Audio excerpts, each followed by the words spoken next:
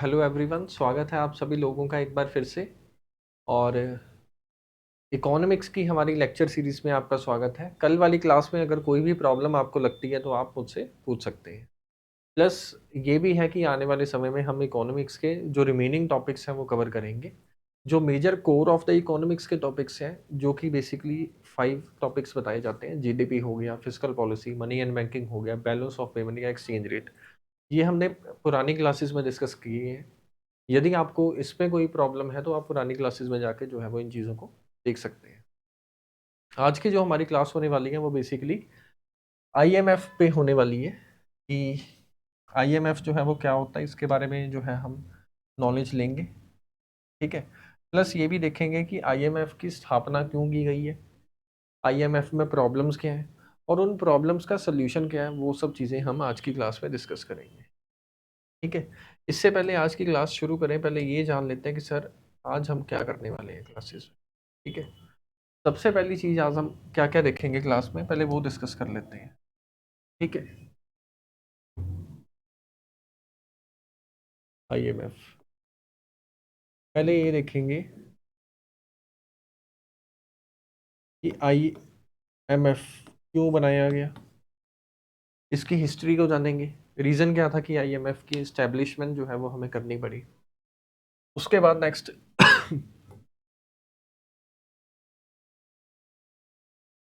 Objectives देखेंगे, IMF के objectives क्या हैं। उसके बाद ये देखेंगे गवर्नेंस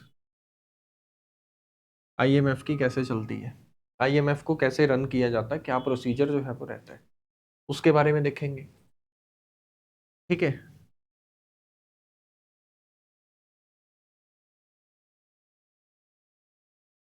इंडिया के केस में आईएमएफ की केस स्टडी को देखेंगे कि इंडिया और आईएमएफ के आपस में क्या रिलेशन थे। फिफ्थ ये देखेंगे कि आईएमएफ को क्रिटिसाइज जो है वो क्यों किया जाता है। और आगे ये देखेंगे कि इसका सोल्यूशन जो है वो क्या होना चाहिए। तो आज का रेफरेंस टू कंटेक्स्ट जो है वो ये रहने वाला है हमारा। ठीक है। अब एक चीज़ क्लियर रखिए, यदि प्रीलिम्स में कोई क्वेश्चन आया तो उसमें आईएमएफ की गवर्नेंस के बारे में पूछा जा सकता है। रिसेंट इंडिया और आईएमएफ की कोई इशू चल रहा है उसके बारे में पूछा जा सकता है। ये चीज़ें प्रीलिम्स के प्रोस्पेक्टिव से अगर हम देखें तो ज़्यादा सिग्निफिकेंट नहीं है। हिस्ट्री पे क्वेश्चन कुछ हद तक चांसेस हैं पूछा जाएगा, अभी तक नहीं पूछा गया है। ऑब्जेक्टिव्स पे भी क्वेश्चन आ सकता है। ठीक है। तो इन चीज़ों का ध्यान दीजिए। आईएमएफ ने जो रिपोर्ट्स निकालता है या फिर जो रिकमेंडेशंस आईएमएफ के द्वारा दी जाती है तो उनका भी आप ध्यान दे सकते हैं। सबसे पहले आईएमएफ की हिस्ट्री की बात करते हैं।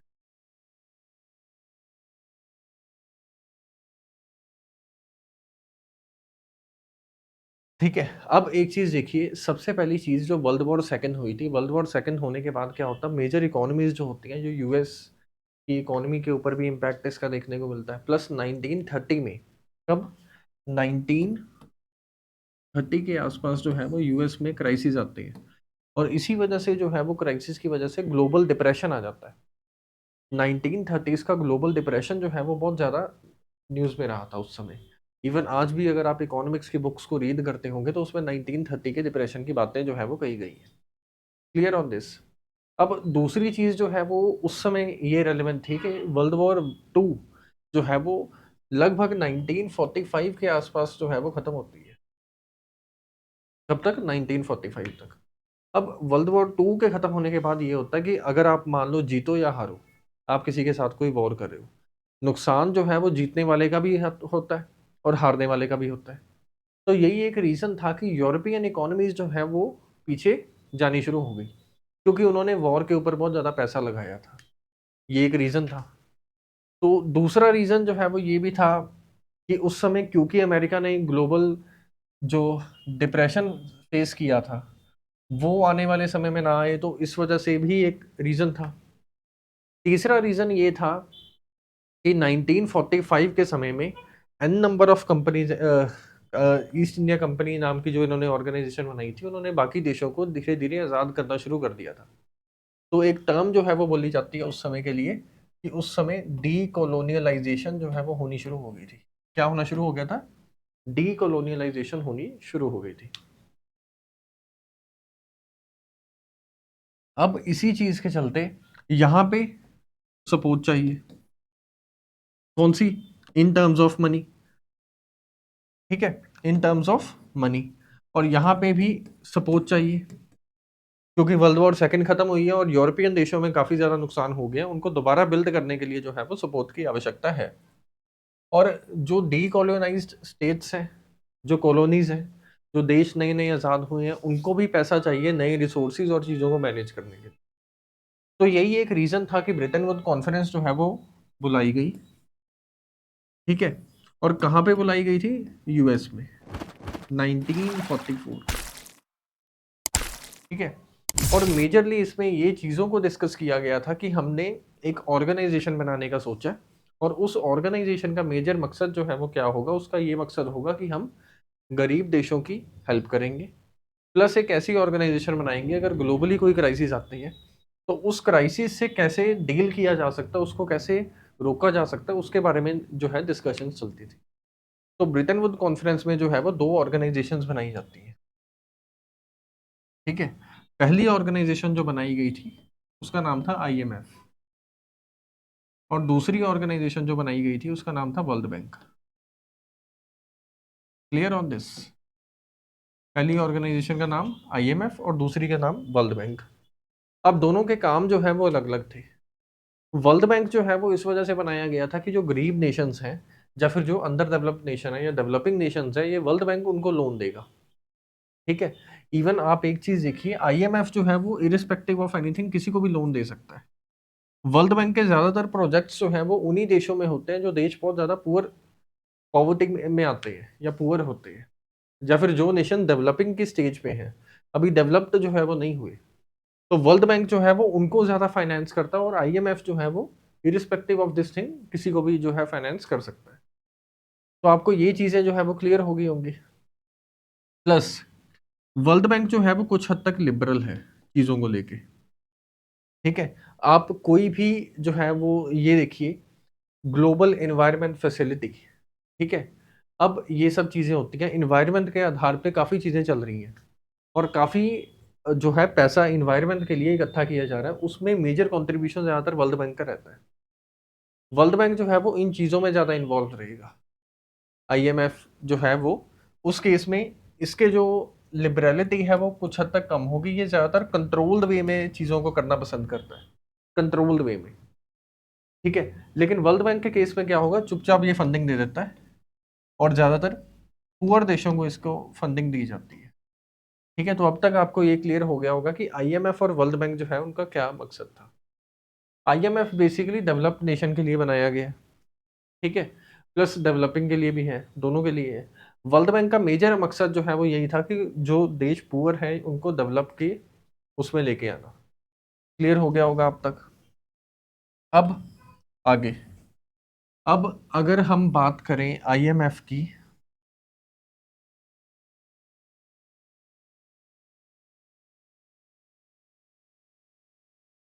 आईएमएफ क्या करता है कि समय समय पे इसने जो है वो चीज़ें डिफाइन की है।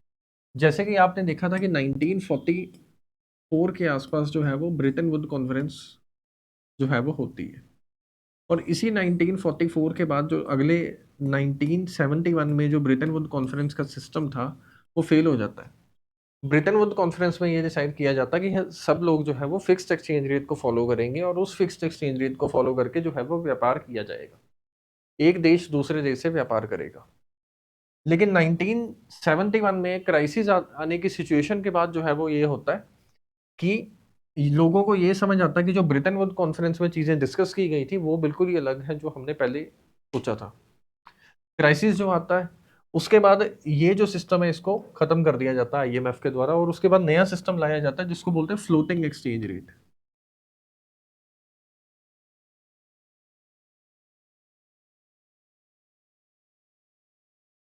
क्या बोलते हैं? Floating exchange rate. और फ्लोटिंग एक्सचेंज रेट के केस में ये डिस्कस किया जाता है कि हम जो है डिमांड और सप्लाई के बेसिस पे अपना एक्सचेंज रेट डिफाइन करेंगे और वही जो है हमारा चलेगा। उसके बाद 1998 में एक क्राइसिस आते हैं। मैं उम्मीद करता हूँ आपको ये सारी चीज़ें जो है वो पिछली क्लासेस में मैंने समझा दी थी कि सर फ्लोटिंग एक्सचेंज रेट क्या होता है, फिक्स्ड एक्सचेंज रेट क्या होता है। इवन मैंने ये भी समझा दिया कि 1997-8 के आसपास जो साउथ ईस्ट एशियन क्राइसिस आए थे, इसका रीजन क्या था? इसका रीजन था कन्वर्टेबिलिटी, और वो भी कौन सी? Capital account convertibility. इसी चीज के चलते यहाँ पे जो है वो क्राइसिस आ जाते हैं। उस समय भी जो है आईएमएफ काफी सारी फंडिंग जो है वो प्रोवाइड करता है। उसके बाद जो नेक्स्ट ग्लोबली क्राइसिस आते हैं वो थे 2008 के।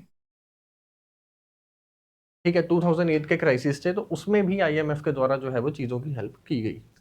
अब आईएमएफ जो है उसकी एक कंडीशन है, कंडीशन ये है कि जब आईएमएफ हेल्प करेगा आपकी, तो आपके देश की जो पॉलिसीज होंगी, इकोनॉमिक पॉलिसीज, उनको लेके भी आईएमएफ जो है आपको चीजें बोलेगा और आपको उन चीजों को करना होगा। समझ आया मैंने क्या कॉन्सेप्ट करवाया? मैंने ये आपको करवाया कि यदि आप आईएमएफ से कोई हेल्प लेते हैं, आईएमएफ मान लो पैसे के तौर पे आपकी सहायता जो है वो करता है, अब इसके बदले आपको क्या करना होगा? आईएमएफ की जो पॉलिसीज हैं इनको आपको फॉलो जो है वो करना होगा। जैसे अगर 1991 की बात करें, इंडिया में जो कौन सी रिफॉर्म्स आई थी? एलपीजी रिफॉर्म्स आई थी। लेकिन इसका रीजन क्या था? इसका रीजन बेसिकली क्या था? पहली चीज थी गल्फ वॉर। गल्फ वॉर के चलते जो है इंडिया में ऑयल के प्राइसेस जो है वो एन टाइम्स इंक्रीज कर गए थे, और हम जो है फॉरेन से जो मंगवा रहे थे, उस चीज के चलते हमारे जो फॉरेक्स रिजर्व है वो नीचे जाने शुरू हो गए। 15 दिन का फॉरेक्स रिजर्व ही बचा था हमारे पास। और एक चीज और हुई थी उस समय, और वो ये था कि डेफिसिट फाइनेंसिंग की सिचुएशन आ गई थी। सरकार एक्सपेंडिचर ज्यादा कर रही थी लेकिन रेवेन्यू आने वाला कम था, तो इन दोनों चीजों के बीच का गैप बहुत ज्यादा था। ये सब, ये ओनली चीजें नहीं है, और भी काफी चीजें थी जिनके चलते 1991 में जो ग्लोबल जो इंडिया के केस में क्राइसिस आई। और इसी के बाद जो है हमने जो है इन चीजों को, इन प्रॉब्लम से सॉल्व करने के लिए आईएमएफ से लोन लिया था। अब आईएमएफ से जब हमने लोन लिया था, तो आईएमएफ ने पहली कंडीशन जो है वो ये रखी थी कि अगर इंडिया मुझसे लोन लेगा तो इंडिया अपनी खुद की जो पॉलिसीज हैं उनको भी मेरे अकॉर्डिंगली जो है वो अडॉप्ट करेगा। अब आप एक सिंपल सी चीज देखिए, आईएमएफ जो है वो ज्यादातर डेवलप्ड नेशन के द्वारा बनाया गया है। और अगर कोई चीज डेवलप्ड नेशन के द्वारा बनाई गई है तो डेवलप्ड नेशंस की आइडियोलॉजी जो है वो उसमें दिखाई देती है। जैसे कि अगर आप यूएस के केस में देखेंगे, यूएस जो है वो कौन सी इकोनॉमी है? कैपिटलिस्ट इकोनॉमी है। कौन सी इकोनॉमी है? कैपिटलिस्ट इकोनॉमी है। और कोई भी अगर कैपिटलिस्ट इकोनॉमी होती है तो उसके कुछ बेसिक से फीचर होते हैं जो वो मानेगा ही मानेगा। पहला फीचर होगा लिबरलाइजेशन, यानी कि चीजों के ऊपर, इकोनॉमिक चीजों के ऊपर जो है वो ज्यादा कंट्रोल नहीं है, उन चीजों को बिल्कुल फ्री जो है वो छोड़ रखा है, और चीजें जो है वो अपने मुताबिक चलती जा रही है। दूसरी जो पॉलिसी होती है वो ये होती है फ्री इकोनॉमी, यानी कि पब्लिक सेक्टर जो है ऑलमोस्ट जीरो के बराबर होता है।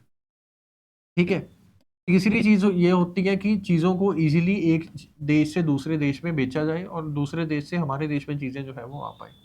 तो ये बेसिकली कैपिटलिस्ट इकोनॉमी का क्रक्स होगा। ठीक है, कि फ्री इकोनॉमी है हमारी, प्राइवेटाइजेशन अच्छी खासी हो रखी है, कोई भी चीज पब्लिक नहीं है, सिर्फ सरकार का काम है लॉ एंड ऑर्डर को मेंटेन करना। और हमने ग्लोबलाइजेशन के लिए भी कदम जो है वो उठाए हैं। तो इन्हीं चीजों को जो है हम आईएमएफ में देखते हैं। आईएमएफ जब इंडिया को लोन देता है इन द ईयर 1991, तो उस समय आईएमएफ के द्वारा जो पहली कंडीशन रखी जाती है वो यही रखी जाती है कि आपको अपनी इकोनॉमी को सबसे पहली चीज ओपन अप करना होगा। ओपन अप करने के बाद जो है आपको लिबरलाइजेशन भी लागू करनी होगी अपने देश में अंदर, यानी कि जो licence rule and all, privatisation भी आपको करनी होगी। तो आईएमएफ एक तरीके से ऐसा है कि अ, अपनी पॉलिसीज को मनवाने के लिए जो है इन्होंने एन नंबर ऑफ कंडीशंस जो है वो सामने रख देते हैं और बोलते हैं कि उन कंडीशन के बेसिस पे जो है वो ग्रो करो। आप, हमने जो आपको लोन दे रखा है इसको आप यूज करो। इवन आपने ये चीज देखी होगी कि चाइना जो है वो क्या करता है। चाइना की एक सिंपल सी पॉलिसी है, और वो पॉलिसी जो है वो क्या है, बताइए उसके बारे में। पॉलिसी सिंपल सी ये है, जैसे मान लो ये है चाइना,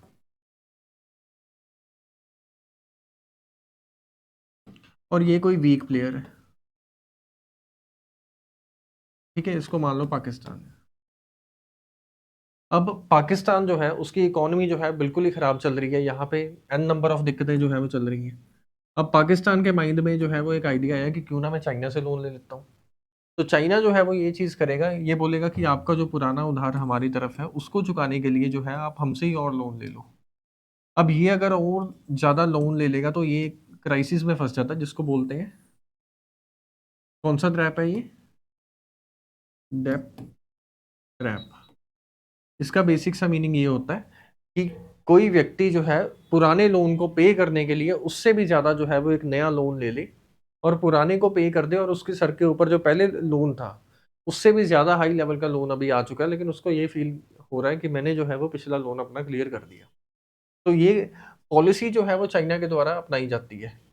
इवन रिसेंटली आपने देखा होगा कि पाकिस्तानी इकोनॉमी जो है वो क्राइसिस का सामना कर रही थी। अब इसी चीज़ के चलते पाकिस्तान जो है वो आईएमएफ के पास जाता है और ये बोलता है कि हमें जो है वो लोन दे दिया जाए। लेकिन आईएमएफ जो है वो उस समय उस पे एक कंडीशन भी लगाता है कि वो लोन जो हम आपको देंगे उसको आपने पे नहीं करना चाइना के लिए, कि हमसे आपने आईएमएफ से लोन लिया और उसी लोन को जो है वो चाइना को रीपे कर दिया। ये चीज़ जो है वो उन्होंने मना की थी। उन्होंने ये बोला था कि उसी लोन को जो है आप डेवलपमेंट एक्टिविटीज़ में यूज़ करो। ठीक है, तो ये आपको समझ आया होगा। ये एक अच्छी चीज़ है, पॉजिटिव चीज़ है। ठीक है, इवन अगर इंडिया के केस में भी देखें, लिबरलाइजेशन प्राइवेटाइजेशन आई, इसमें कोई गलत नहीं है। अब कब आनी चाहिए थी, वहीं पे क्यों आई, अच्छी है या बुरी है, ये एक डिबेटेबल इशू है। ठीक है, तो इन सब डिबेट्स को साइड में रखते हैं और एक चीज़ सोचते हैं कि आईएमएफ ने ये हमें आइडियाज़ दिए थे कि आप ऐसा करो। इवन जो है, अगर आज की डेट में हम देखें, अगर ग्लोबलाइजेशन ना होती, अगर प्राइवेटाइजेशन ना होती, अगर प्राइवेटाइजेशन ना होती तो उसके बाद कंपटीशन नहीं होता। आज की डेट में अगर कंपटीशन हो रहा है तो उसका बेनिफिट कौन लेता है, कस्टमर लेते हैं। ठीक है, अगर नाइकी जो है वो इतना ऑफ दे रहा है तो कोई और ब्रांड जो है वो उससे ज़्यादा ऑफ दे रहा है तो हम उसको खरीदेंगे। एक्चुअल बेनिफिट किसका हुआ, कस्टमर का हुआ। तो ये तो प्राइवेटाइजेशन के फायदे थे। प्लस इन्होंने जो है आईएमएफ के कहने पे और भी चीज़ें थी, लेकिन ग्लोबलाइजेशन जो है वो आईएमएफ के कहने पे की थी। और ग्लोबलाइजेशन का फ़ायदा देखो, ठीक है, अगर आपने ये चेक करना हो कि ग्लोबलाइजेशन अच्छा था या बुरा था या इसके फ़ायदे या नुकसान क्या है, एक समय के लिए जो है अपने फ़ोन की तरफ देखो, आपके पास किस कंपनी का फ़ोन है, किस कंपनी का फ़ोन होगा। और दूसरी चीज़ अब ये चेक करो कि आपके पास जिस कंपनी का फ़ोन है क्या वो इंडियन कंपनी है। अब अगर मान लो, उसके बाद ये चेक करो कि आपके घर में अगर कोई एसी लगा हुआ है या फिर आपके घर में और इलेक्ट्रिक अप्लायंसेस हैं वो किस कंपनी के हैं। ठीक है, अब दूसरी चीज़ ये चेक करो क्या वो इंडियन कंपनी है। ठीक है, तो अब अगर ऐसा है तो फिर तो प्राइवेटाइजेशन जो है वो सही है। अगर मान लो हम जो है ग्लोबलाइजेशन ना करते तो उस समय हमारी जो टेक्निक्स है, जो कैपिटल है, वो हो सकता है पुरानी ही चलती रहती। उसके नया आने के लिए भी तो ग्लोबलाइजेशन जो है वो फायदेमंद थी। ठीक है, तो होप सो ये आपको समझ आया होगा कुछ हद तक कि ग्लोबलाइजेशन जो है वो कुछ हद तक ठीक है। ठीक है, तो हिस्ट्री के बारे में समझ आया आपको, ये भी समझ आ गया कि आईएमएफ और इंडिया के जो रिलेशन थे वो कैसे रहे। ठीक है, इंडिया ने जो है वो आईएमएफ से लोन उस समय लिया था और आईएमएफ ने जो है वो क्या कंडीशंस इंडिया के ऊपर लगाई थी जो इंडिया को फॉलो करनी होगी। ठीक है, यहाँ तक कोई भी प्रॉब्लम है तो आप लोग पूछ सकते हैं। अब इसी चीज़ों को जो है एक बार फॉर्मल वे में देख लेते हैं कि क्या क्या चीज़ें हैं। पहली चीज़ ये है कि आईएमएफ जो है वो ब्रिटेन वुड कॉन्फ्रेंस के चलते जो है वो बनाई गई। ठीक है, इंटरनेशनल मॉनेटरी फंड जो है वो बनाया गया और उसमें बेसिक सी बात जो बोली गई थी वो भी आगे देखेंगे। कहाँ पे हुई थी, ब्रिटेन वुड न्यू हेम्पायर यूएस में हुई थी जुलाई 1944 में। इसका मेजर गोल जो है वो ये था कि इस्टेब्लिश करना एक ऐसा फ्रेमवर्क जो कि इकोनॉमिक कॉपरेशन को जो है वो और कॉम्पिटिटिवनेस को जो है उसमें कंट्रीब्यूट करता, और जो ग्रेट डिप्रेशन अमेरिका में आया था वैसी सिचुएशन जो है वो दोबारा पूरे ग्लोबली वर्ल्ड में ना आ पाए, उस चीज़ को करना। मेंबरशिप का जो क्राइटेरिया रखा गया था इनके द्वारा वो ये रखा गया था, और कि आई बी आर डी बेसिकली इसकी फुल फॉर्म होती है international bank for construction and development. ठीक है, international bank for construction and development, यदि कोई व्यक्ति जो है वो उसका मेंबर है तो आईएमएफ का मेंबर नहीं हो सकता। ब्रिटेन वुड एग्रीमेंट जो है वो 1944 में जो है वो उसको लागू किया गया, जिसमें करेंसीज और मेजर देशों को ये बोला गया कि फिक्स्ड एक्सचेंज रेट को आप लोग फॉलो करो। और वही फिक्स एक्सचेंज रेट के चलते आगे क्राइसिस जिस ईयर में आए थे वो था सन 1971। इसी चीज के चलते जो है वो क्राइसिस आते हैं और आईएमएफ जो है वो ये बोलता है देशों को कि आप फ्लोटिंग एक्सचेंज रेट जो है वो इसको फॉलो करो। कंट्रीज जो है वो फ्रीली चूज कर सकती हैं कि उनको कौन सा एक्सचेंज रेट जो है वो फॉलो करना होगा, मार्केट फोर्सेस वाला या फिर जो सरकार के द्वारा कंट्रोल्ड है। 1973 में ऑयल क्राइसिस आता है तो उस समय भी आईएमएफ जो है वो रेस्क्यू करने के लिए आगे आता है और बाकी नेशंस को पैसा वगैरह प्रोवाइड करता है जिसके चलते वो इससे उभर पाए। ठीक है, नेक्स्ट आईएमएफ में जो पॉलिसी फॉलो की जाती है वो लिबरलिज्म की पॉलिसी जो है वो फॉलो की जाती है। ठीक है, प्लस ये है transition of formal Soviet block economies, उन इकोनॉमीज में भी ऐसी चीजें जो है वो सेंट्रली प्लान्ड इकोनॉमी जो है उसकी जगह पे लिबरल पॉलिसी को अपनाया जाए, ये भी आईएमएफ का जो है वो कहना था। जब south east Asian financial crisis आते हैं तो उस समय भी आईएमएफ इनको जो है वो हेल्प करता है। अब नेक्स्ट आ गया इसके मेजर फंक्शंस क्या है। मेजर फंक्शंस को हम 3 पार्ट्स में डिवाइड कर सकते हैं। पहला फंक्शन जो आईएमएफ का है वो ये है कि प्रोवाइड फाइनेंशियल असिस्टेंस, देशों को जो है वो फाइनेंशियल असिस्टेंस प्रोवाइड करना ताकि वो देश जो है वो ग्रो कर पाए। ठीक है, देशों को फाइनेंशियल असिस्टेंस प्रोवाइड करना ताकि वो देश ग्रो कर पाए। नेक्स्ट आईएमएफ जो है वो सर्वेलेंस भी रखता है। आपको याद होगा कि आईएमएफ जो है वो नंबर ऑफ रिपोर्ट्स निकालता है, इंडेक्स निकालता है, और उस रिपोर्ट और इंडेक्स का मेजर मकसद जो है वो यही होता है कि जो हमारे मेंबर नेशन हैं उन्होंने अपनी चीज़ें जो है वो हमें डिस्क्लोज की हैं, उनके जो भेजे हुए लोग हैं जो उनकी गवर्नमेंट ने भेजे हैं वो हमें चीज़ें डिस्क्लोज करते हैं, उसके अकॉर्डिंगली जो है हम उनकी जीडीपी की अजम्पशंस लगाते हैं, उन देशों में जो पॉवर्टी आने वाली है या क्या क्या चीज़ें हैं जो आने वाली है उनकी एजम्पशंस लगाते हैं। तो एक तरीके से ये सर्वेलेंस का रोल भी जो है वो प्ले करता है, यानी देशों को देखता है और उनके बारे में एनालिसिस करके रिपोर्ट्स और इंडेक्स निकालता है जिनको जो है वो देश फॉलो करते हैं और उसके बाद उस चीज़ को इम्प्रूव करने की कोशिश करते हैं। तो सेकंड फंक्शन जो है आपको इसका क्लियर हो गया होगा। अप्रोक्सीमेटली 190 मेंबर्स हैं। ठीक है, आपने इवन देखा होगा रिसेंटली जीडीपी के बारे में भी आईएमएफ ने बोला था, द हिंदू में आर्टिकल आया था कि आईएमएफ का ये कहना है कि इस साल इंडिया की जीडीपी जो है वो इतनी रहने वाली है। तो वो चीज़ें भी आईएमएफ के द्वारा रिलीज की जाती हैं। फाइनेंशियल असिस्टेंस प्रोवाइड करता है, सर्वेलेंस करता है, और सर्वेलेंस में इंडेक्स और रिपोर्ट्स जो है वो पब्लिश करेगा। नेक्स्ट आ गया कैपेसिटी डेवलपमेंट।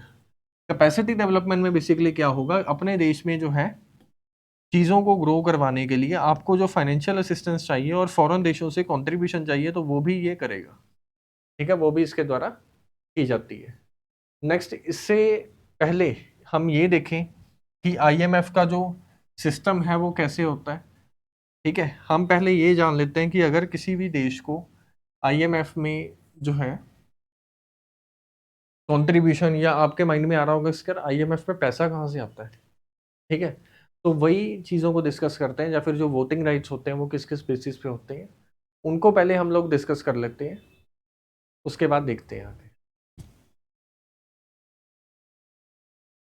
ओके, सो आपको ये प्रॉब्लम या फिर ये कंफ्यूजन होगी अभी कि सर आईएमएफ में वोटिंग राइट्स कैसे डिफाइन होते हैं या कैसे होती हैं चीज़ें। सबसे पहले देखिए कि आईएमएफ कुछ इस तरीके से है कि जैसे मान लो हम लोग 10 लोग हैं और हम बोलें कि हम अपना पैसा जो है वो कॉन्ट्री करते हैं और एक बॉक्स बना लेते हैं, उस बॉक्स में जिस किसी को भी पैसे की आवश्यकता होगी तो वो उससे लोन ले सकता है। लोन तो वो लेगा ही, साथ में उसको फाइनेंशियल असिस्टेंस भी मिलेगी। ठीक है, पहली चीज़ क्या मिलेगी, लोन, दूसरी चीज़ मिलेगी फाइनेंशियल असिस्टेंस। इसको फॉलो करें और इसको जो है वो मिल जाएगा तो उसके बदले में इसको रेट ऑफ इंटरेस्ट जो है वो पे करना और लॉन्ग टर्म के लिए इतना लोन जो है वो इसको मिल जाएगा। तो इस तरीके से जो है वो आईएमएफ कुछ काम करता है। अब नेक्स्ट जो है वो ये है कि आईएमएफ में जो पे करना होता है, हर देश का अपना अपना एक क्या होता है, कोटा होता है, और उसको जो है वो जितना हमने पे किया उस अकॉर्डिंगली हमारे वोटिंग राइट्स जो है वो डिफाइन होते हैं। और इसका जो फॉर्मूला है या फिर आपने कितना जो है वो आईएमएफ को कंट्रीब्यूशन करना है उसका जो मेजरली डिसीजन लिया जाता है वो एक फॉर्मूला के बेसिस पे लिया जाता है, और उसमें क्या क्या चीज़ों को काउंट किया जाता है उसको देखते हैं। पहली चीज़ जो काउंट की जाती है उसमें होती है जीडीपी। आपकी जीडीपी जो है, अगर फ्लेक्सिबल एक्सचेंज रेट के टर्म्स में देखें आपका एक्सचेंज रेट क्या चल रहा है, और अगर परचेजिंग पावर पैरिटी के देखें, बेसिकली परचेजिंग पावर पैरिटी के बेसिस पे देखें तो आपका जो परचेजिंग पावर पैरिटी के अकॉर्डिंगली आपका जो एक्सचेंज रेट है वो क्या है, इसकी डोमिनेंस 40% की रहती है और इसकी फ्लोटिंग एक्सचेंज रेट की 60%। क्लियर ऑन दिस, ये चीज़ को पहले कंसीडर किया जाएगा। दूसरी चीज जिसको कंसीडर किया जाएगा वो होगा ओपननेस। आपकी इकोनॉमी जो है वो कितने प्रतिशत ओपननेस है, उसमें कितनी आपकी इकोनॉमी ओपन है। जैसे आपको पता होगा, मैंने बोला था कि कैपिटलिस्ट सिस्टम को फॉलो करता है, कैपिटलिस्ट कहता है ग्लोबलाइजेशन, ओपननेस। अब इसी चीज को जो है वो इन्होंने फॉर्मूला में अप्लाई कर दिया। तीसरी चीज जो इसके द्वारा दी जाती है वो होती है इकोनॉमिक वेरिएशन। आपकी इकोनॉमी में कितनी वेरिएशंस है, आपकी इकोनॉमी कितनी स्टेबल है और कितनी फ्लक्चुएटिंग है, वेरिएशंस का क्या है सिस्टम आपकी इकोनॉमी में, तो इसको भी कंसीडर किया जाएगा। प्लस ये कंसीडर किया जाएगा जीडीपी वाइज आप कितने जो है वो ह्यूज हो। ठीक है, इन चीजों के चलते जो है, प्लस चार चीजें होगी, फिफ्थ एक और चीज होगी जिसको बोलते हैं फॉरेक्स रिजर्व। फॉरेक्स रिजर्व, इन्हीं पांच चीजों के चलते जो है आपके देश का क्या डिफाइन किया जाता है, कोटा, और उस अकॉर्डिंगली आपको कंट्रीब्यूशन करनी होती है और उस कंट्रीब्यूशन के बेसिस पे वोटिंग राइट्स जो है वो डिफाइन होते हैं। अगर इस सिस्टम को देखें तो इस अकॉर्डिंगली यूएस का जो है वो सबसे बड़ा जो है वो आया है। यूएस के पास 16% के वोटिंग राइट्स जो है वो है। ठीक है, अब मेजरली आपको क्रिटिसिज्म अगर इसका करना है तो आप कैसे कर सकते हो। पहली चीज आप ये लिख सकते हो कि सर जो जीडीपी में एक्सचेंज रेट को लिखा गया है वो फ्लोटिंग एक्सचेंज रेट है, और फ्लोटिंग एक्सचेंज रेट की जो डोमिनेंस है वो 60% की है। और हम लोगों ने जो है वो पिछली क्लासेस में देखा कि फ्लोटिंग एक्सचेंज रेट का मतलब ये होता है कि एक्सचेंज रेट को जज करना on the basis of imports and exports, import और एक्सपोर्ट। तो उस चीज के चलते जो है 60% डोमिनेंस है, तो ये चीज पहले ही कम हो जाएगी अगर कोई देश का कॉन्ट्रीब्यूशन इम्पोर्ट एक्सपोर्ट में ज्यादा नहीं है। अगर इसका रिवर्स होता है यानी कि परचेजिंग पावर पैरिटी के बेसिस पे निकाला जाता है, तो उस केस में इंडिया की वैल्यू जो है वो हाई आती। अब एक चीज सोच के देखिए, इसी फॉर्मूला में अगर मैं इसको रिवर्स कर दूं, परचेजिंग पावर पैरिटी को 60 कर दूं और उसको जो है वो 40 कर दूं, अब इस चीज के चलते इंडिया की डोमिनेंस अच्छी हो जाएगी इंडिया के केस में, क्योंकि इन्फ्लेशन वगैरह को भी काउंट किया जा रहा है। दूसरी चीज है ओपननेस। अब ओपननेस को फॉर्मूला जो है वो बनाया गया है, और इसमें जो है एक मेजर चीज सोच के देखिए, इंडियन इकोनॉमी का जो है वो ये सिस्टम था और ये कहना था, जब देशों को जो है वो डीकोलोनाइज किया गया तो उनका सिंपल सा ये कहना था कि अब जो है वो ग्लोबलाइजेशन को लागू कर देंगे। लेकिन कब क्या होगा कि अगर मेजर फर्म्स आके हमारे देश में डिस्ट्रॉय कर दें। अब आप एक चीज देखिए, आपके जो शहरों में कोई ऐसी जो है मॉल वगैरह होगा जिसमें एक ही रूफ के नीचे आपको सामान हर चीज मिल जाती है। लेकिन उससे पहले सिस्टम ये हुआ करता था कि हर शहर में एक बाजार जो है वो स्पेशली वही आइटम्स वहीं पे मिलती है। इलेक्ट्रॉनिक आइटम्स लेनी है तो उसके लिए कोई और बाजार फेमस होता था, शूज लेने हैं तो उसके लिए कुछ और, ठीक है, वेजिटेबल्स वगैरह लेनी है तो उसके लिए कोई और मार्केट है। लेकिन आज की डेट में एक ही रूफ के नीचे जब सब कुछ आ जाएगा तो जो लोकल प्लेयर्स होंगे वो सारे के सारे डिस्ट्रॉय हो जाएंगे। ठीक है, अगर कोई मेजर फर्म जो है वो बिग फिश आ जाएगी तो स्मॉल फिशेस को खा जाएगी। यहां तक क्लियर है सबको। अब इसी चीज के चलते जो है हम ओपननेस को कंप्लीटली फॉलो नहीं कर सकते। अगर ओपननेस को फॉलो कर लिया तो बिग फर्म्स जाके इंडिया की जो मार्केट है उसको डिस्ट्रॉय कर देंगी। अब आप बोलोगे कि सर इसका क्या सोल्यूशन है, इसका सोल्यूशन ये है कि उन फर्म्स को ग्रो करने का मौका दो जो स्मॉल फिशेज है। जब वो इतनी ग्रो हो जाएंगी कि वो बिग फिश से फाइट कर सकती हैं तो उस समय अपनी इकोनॉमी को ओपन अप कर दो। तो ये है सेकंड जो इसमें था, इसका क्रिटिसिज्म ये है। यहां तक समझ आ गया। तीसरी चीज ये है कि इकोनॉमिक वेरिएशंस, इकोनॉमिक में वेरिएशंस जो है वो उसको भी काउंट किया जा रहा है। ठीक है, तो प्लस बाकी जीडीपी और फॉरेन एक्सचेंज रेट ये सब चीजें ठीक है, इनके बेसिस पे क्रिटिसिज्म जो है वो चलता है। अब इन सब चीजों को कंसीडर किया जाएगा और इन चीजों के बदौलत जो है आपका क्या हो डिफाइन होगा, कोटा, और उस अकॉर्डिंगली क्या डिफाइन होगा, आपके वोटिंग राइट्स जो है वो क्या होंगे। उस केस में यूएस के वोटिंग राइट्स जो है वो सबसे ज्यादा है। Clear on this. अब सेकंड एक और चीज होती है आईएमएफ में, वो होता है एसडीआर। क्या होता है एसडीआर, कि सर एसडीआर जो है वो क्या होते हैं। एसडीआर बेसिकली ये है कि 5 करेंसीज का क्या है, एक सिंगल करेंसी अगर मैं बना दूं। पहली चीज है यूएस डॉलर, ठीक है, और सेकंड है जापानीज करेंसी, चाइनीज करेंसी जिसको 2016 में ही ऐड ऑन किया गया, यूरो और पाउंड्स। इन 5 करेंसीज को मिला के एक रिजर्व बनाया जाता है जिसको बोलते हैं 1 एसडीआर। यानी कि अगर एक एसडीआर लिखा है तो उसमें कौन सी 5 करेंसीज होंगी? इस पे एमसीक्यू जो है वो आ सकता है। एसडीआर में कौन सी करेंसीज को इंक्लूड किया जाता है? इनको किया जाता है। लेटेस्ट कौन सी थी? चाइनीज। ठीक है, 2016 में इसको एड ऑन किया गया। अब इन्हीं 5 करेंसीज को मिला के एक सिंगल रिजर्व बनाया जाता है जिसको बोला जाता है एसडीआर। और एसडीआर में से जो है वो पैसा निकाल लेंगे और हर किसी के पास अपना एक एसडीआर होगा, यानी 5 करेंसीज का क्या होगा, मेजरली एक रिजर्व होगा, और उसी रिजर्व को यूज करते हुए वो लोन ले सकता है अपनी कंट्रीब्यूशन जो उसने दी है। Clear on this? एक चीज याद रखिए, एसडीआर कोई करेंसी नहीं है, ठीक है, लेकिन ये करेंसी से बनी हुई एक चीज है। क्लियर है ये आपको? यहां तक कोई प्रॉब्लम? अब नेक्स्ट एक चीज और है इसमें जो मेजरली क्रिटिसिज्म का इशू जो बनाया जाता है वो ये है कि इसमें 1 पर्सन 1 वोटिंग वाला सिस्टम नहीं है। 1 पर्सन 1 वोटिंग वाला सिस्टम नहीं है। इन 5 करेंसीज की डोमिनेंस जो है वो दिखाई जा रही है, लेकिन बाकी करेंसीज का क्या? देश जो है वो सिर्फ इन 5 करेंसीज के बेसिस पे ही नहीं चलते, और भी करेंसीज हैं, देशों की खुद की अपनी करेंसीज हैं। ठीक है, तो ये इसका क्या है, रीजन। और एसडीआर आपको समझ आ गया होगा क्या है। अब लास्टली ये रह गया कि गवर्नेंस जो है वो कैसे चलती है आईएमएफ की। आईएमएफ में जो मेजरली गवर्नेंस चलती है उसमें मेजर कंट्रीब्यूशन जो है वो होता है बोर्ड ऑफ गवर्नर्स का। ठीक है, जिसमें एक गवर्नर होता है और एक जो है वो अल्टरनेटिवली गवर्नर जो है वो चुना जाएगा, एक पर कंट्री के अकॉर्डिंगली। ठीक है, अब रिस्पॉन्सिबल ये किस चीज के लिए होता है? Electing and appointment of executive directors. और एग्जीक्यूटिव डायरेक्टर्स वो होते हैं जो आईएमएफ की डे टू डे की जो ट्रांजैक्शंस हैं या डे टू डे की जो चीजें हैं उसको रन करते हैं। ठीक है, और ये एग्जीक्यूटिव डायरेक्टर्स के द्वारा एक सिस्टम बनाया जाता है जिसको बोलते हैं एग्जीक्यूटिव बोर्ड। ठीक है, तो आपको समझ आ गया होगा, एक गवर्नर, एक उसके लिए अल्टरनेटिवली गवर्नर बनाया जाता है पर मेंबर कंट्री। ठीक है, अब इसी के द्वारा जो है वो ये अप्रूव किया जाएगा कि किसका कोटा जो है वो इंक्रीज करना है, एसडीआर राइट्स जो है वो किसको न्यू एलोकेट करने हैं, एडमिशन जो है वो किसकी करनी है और किसकी नहीं। ठीक है, एक चीज देखिए कि कोई भी व्यक्ति यूएन का मेंबर है या नहीं है, वो आईएमएफ का मेंबर बन सकता है।